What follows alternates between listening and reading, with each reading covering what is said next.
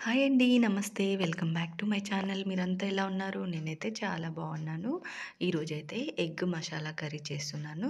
దాని దానికోసం మనం ముందుగా ఆనియన్స్‌ని అయితే చాలా వీలైనంత సన్నగా మనము కట్ చేసుకొని పెట్టేసుకోవాలి. నేను ఇది దాదాపుగా 4-5 మీడియం సైజ్ ఆనియన్స్ అయితే తీసుకున్నాను. ఆయిల్ హీట్ అయిపోయింది. ఆనియన్స్‌ని గోల్డెన్ కలర్ వచ్చే వరకైతే ఫ్రై చేసేసుకొని పక్కన పెట్టేసుకుందాం. నా ఛానల్ ఫస్ట్ టైం చూస్తున్న వాళ్ళైతే ప్లీజ్ సబ్స్క్రైబ్ మై ఛానల్ అండి. వీడియో కనుక నచ్చినట్లయితే లైక్ చేయడం మర్చిపోవద్దు. ఈ విధంగా ఫ్రై అయితే సరిపోతుందండి. నేనైతే ముందుగానే ఎగ్స్‌ని బాయిల్ చేసి పక్కన పెట్టేసుకున్నాను. ఇప్పుడు ఒక ప్యాన్ పెట్టేసుకొని అందులో మనం ఒక 2 టేబుల్ స్పూన్ల వరకు ఆయిల్ వేసుకోవాలి. ఆయిల్ బాగా హీట్ అయిన తర్వాత ఒక హాఫ్ స్పూన్ వరకు పసుపు, హాఫ్ స్పూన్ మిర్చి అండ్ కొంచెం సాల్ట్ వేసుకోవాలి. సో ఇందులో మనం బాయిల్ చేసి పెట్టుకున్న ఎగ్స్‌ని వేసేసి ఫ్రై చేసుకోవాలి. ఎగ్స్‌ని ఫుల్ రోస్ట్ అయ్యేలాగా కూడా చేసుకోవచ్చు. లేదంటే జస్ట్ అది ఉప్పు, కారం అనేది దానికి తగిలే వరకైనా కొంచెం ఫ్రై చేసుకొని పక్కన పెట్టేసుకోవచ్చు. కాజుని కొంచెం హాట్ వాటర్‌లో నానబెట్టుకోవాలండి.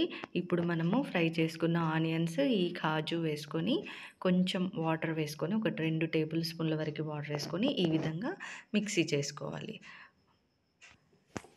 ఎగ్ ఫ్రై చేసుకున్న ప్యాన్‌లోనే మళ్ళీ ఇంకొంచెం ఆయిల్ యాడ్ చేసుకొని మసాలా దినుసులు వేసేసుకోవాలి. అది కొంచెం ఫ్రై అయిన తర్వాత మనం ముందుగా పేస్ట్ చేసుకున్న ఆనియన్ పేస్ట్‌ని ఇందులో వేసేసి కొంచెం ఫ్రై అవ్వనివ్వాలి. ఆనియన్స్ కలర్ చూసి మాడిపోయిందని అనుకోవద్దండి. అవి రెడ్ ఆనియన్స్ కాబట్టి అలా మనం మిక్సీ చేసుకున్న తర్వాత ఈ కలర్‌లోకి అయితే వచ్చాయి. ఇప్పుడు కొంచెం పసుపు యాడ్ చేసుకోవాలి. సేమ్ ఇదే స్టేజ్‌లో మనం తినే స్పైసీని బట్టి కారం వేసుకోవాలి. నేనైతే 1½ స్పూన్ వరకు కారం వేశాను. అండ్ రుచికి సరిపడా సాల్ట్ వేసేసుకొని ఆనియన్స్ అన్నీ బాగా మిక్స్ అయిపోయేలాగా కలిపేసేయాలి. ఇప్పుడు మనము తీసుకున్న మసాలాని బట్టి వాటర్ అనేది యాడ్ చేసుకోవాలండి. నాకైతే ఒక గ్లాస్ వరకు వాటర్ పట్టింది.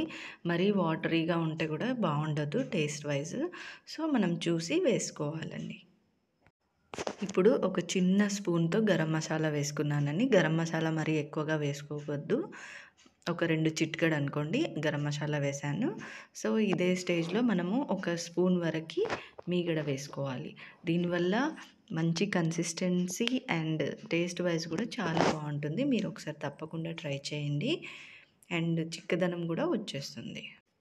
ఒక 2 మినిట్స్ బాయిల్ అయిన తర్వాత మనం బాయిల్ చేసుకున్న ఎగ్స్‌ని వేసేసి స్లో ఫ్లేమ్‌లో ఒక 5 మినిట్స్ బాయిల్ చేసేస్తే అంతే.